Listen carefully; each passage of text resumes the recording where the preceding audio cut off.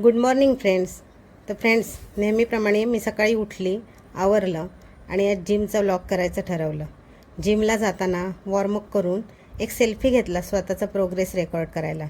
आणि फ्रेंड्स, तुम्हाला एक सांगायचं आहे की हेल्थ एक्सरसाइजने काय होतं, हेल्थ मेंटेन होते. आणि मी एक आई आहे. आई ही एकच असते, त्यामुळे तिची काळजी घ्या.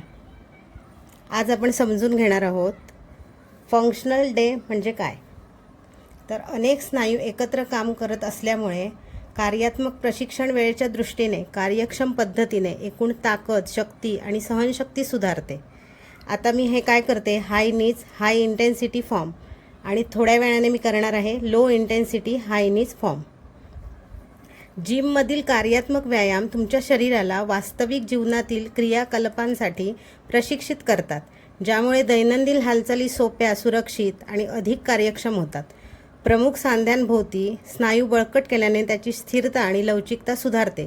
याला म्हणतात फंक्शनल एक्सरसाइज.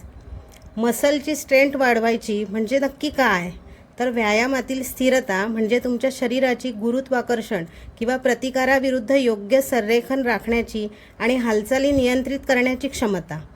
आता आपण बॉडीची लवचिकता वाढवायची म्हणजे कसं काय ते बघू. सांध्याभोवती असलेले मजबूत स्नायू तुम्ही हालचाल करता तेव्हा सांध्याला स्थिर ठेवतात आणि ताणतणावात दुखापत होण्यासाठी वाचवतात. सांधे म्हणजेच मसल. ओके, हे आता मी दोरीवरच्या उड्या मारते, ते रेग्युलर प्रॅक्टिसमुळे माझी आता 10-20 होत आहेत. त्यामुळे रेग्युलर प्रॅक्टिस पण महत्त्वाची. आणि आता मी जाते माझ्या आईच्या जॉबला. चला, बाय बाय.